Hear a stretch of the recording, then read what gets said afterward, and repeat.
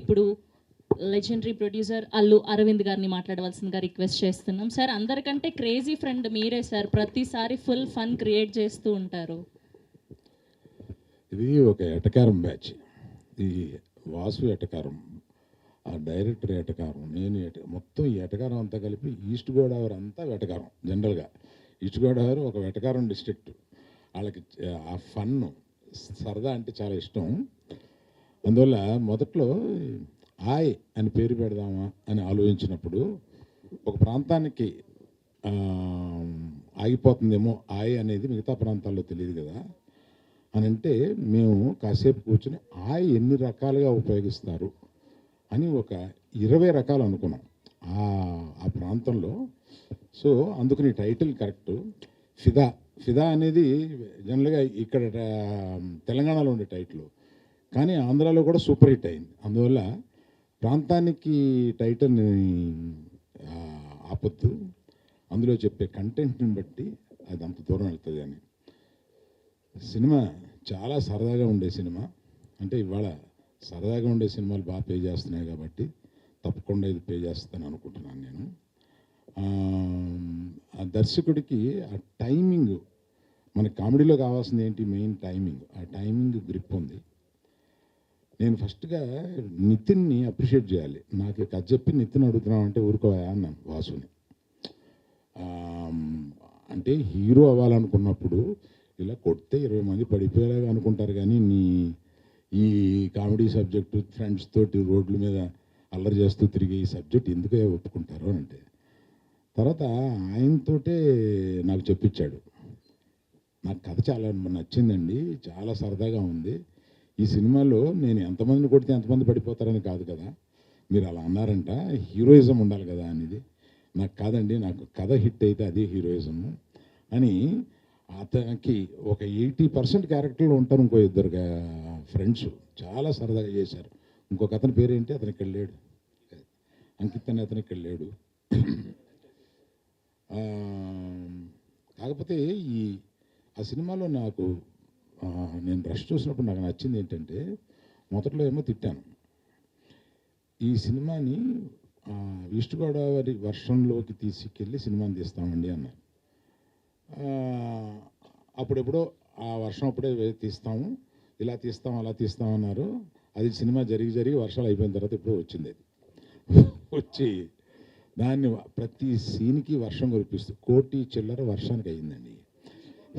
ఇది వాసు లెక్కలో రాసుకోవాలో మరి డైరెక్టర్ లెక్కలో రాసుకోవాలో తెలియదు. వర్షం వచ్చినప్పుడే వీళ్ళు సీన్లు తీశారు, వర్షం రప్పించారు, ఆర్టిఫిషియల్ వర్షం కురిపించారు. ఇలాగా. కాకపోతే ఫైనల్గా సినిమా చూసినప్పుడు ఆ గ్రీన్స్లోకి వర్షంలోకి మనం తీసుకెళ్ళి మనం తడుస్తున్న ఫీలింగ్ తీసుకొచ్చారు. అందువల్ల నేను కూడా గట్టిగా ఏమనలేకపోతున్నాను. రిలీజ్ తర్వాత చెప్తాను. ఒకసారి ఏదో పెద్ద కుటుంబంలో నుంచి ఒక మనిషిని హీరోగా పెట్టుకుంటున్నాం కదా అని ఎన్టీఆర్ గారికి ఫోన్ చేశాను. ఫోన్ చేసి ఇలాగ నితిన్ అనుకుంటున్నాము అని అంటే, ఏమండి ఎవరి లైఫ్ ఆడదే, అది మనం సినిమాని ఫస్ట్ డే వరకు ఏదో మన బంధువులనో మన వాళ్ళనో ఇదని చెప్పుకుని తీసుకుని వెళ్దాం. ఆ తర్వాత వాళ్ళు పడే కష్టం, వాళ్ళు చేసే యాక్టింగ్, దాన్ని బట్టి వాళ్ళు పైకి వెళ్తారండి. అందుకని మీ కథ బాగుందని చెప్పాడు కనుక చేసేడే అండి, ఇవన్నీ పెద్దగా ఆలోచించొద్దు. పెద్దవాళ్ళ కుటుంబంలో నుంచి ఇలాంటి క్యారెక్టర్ ఏమీ లేదు, సినిమా బాగుంటే పర్వాలేదు, బ్రహ్మాండంగా ఆడద్ది, మీరు డెఫినెట్గా మిస్ కానివ్వరు, చెయ్యండి బాగుంటుంది అని అన్నారు. సో ఇది ఇతనిలో ఆ మెరిట్ చాలామంది చాలా బాగా చేశారు, చాలా ఈజీతో చేశారు. ఆయన అమ్మాయి కూడా, అమ్మాయి ఇక్కడ లేదు, ఇవాళ ఎక్కడ షూటింగ్లో ఉందంట, దుబాయ్ పెళ్ళికి వెళ్ళింది. ఆ అమ్మాయి పెళ్ళా వేరే వాళ్ళ పెళ్ళి అంటండి. సో ఈ తర్వాత ఇలా చెప్పినప్పుడు అజయ్ గారు మ్యూజిక్ డైరెక్టర్గా నాకు చెప్పారు, వాసు కొత్త కుర్రోళ్ళు కొంతమంది వస్తున్నారు, మన సినిమాలో ఎంకరేజ్ చేద్దామని. డెఫినెట్గా చేద్దామని అన్నాను. ఇలాంటి బడ్జెట్ లిమిటెడ్గా ఉన్న సినిమాల్లో మనం ఎంకరేజ్ చేసి వాళ్ళు పైకి వస్తే మనకే ఆనందం అవుతుంది. అలాగే నేను ఇంకా చాలా ఫంక్షన్లు జరుగుతాయి, నన్ను వాసు వదలడు కనుక అందరి గురించి మళ్ళీ విడివిడిగా చెప్తాను నేను. ఇంకేమైనా మర్చిపోయినా వాసు?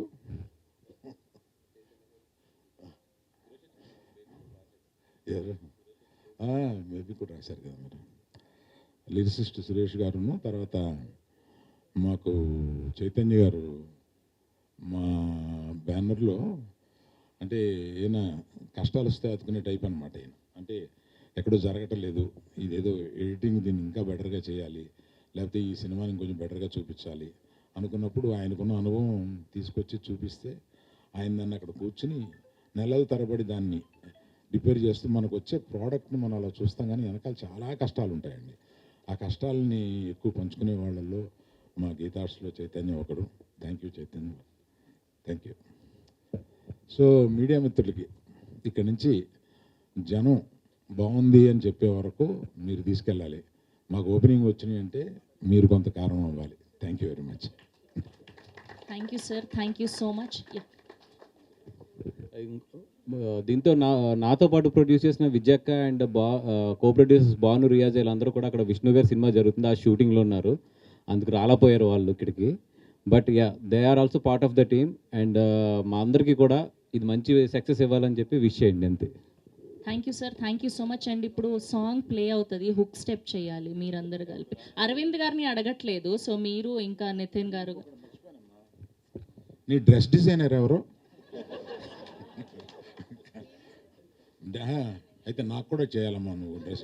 నేను డ్రెస్ డిజైనర్ ఏమన్నా పెట్టుకుందాం అనుకుంటున్నాను. Sure sir, thank you. And we have a Q and with media, please wait చేయండి sir. And please song play చేయరా రంగనాయక్.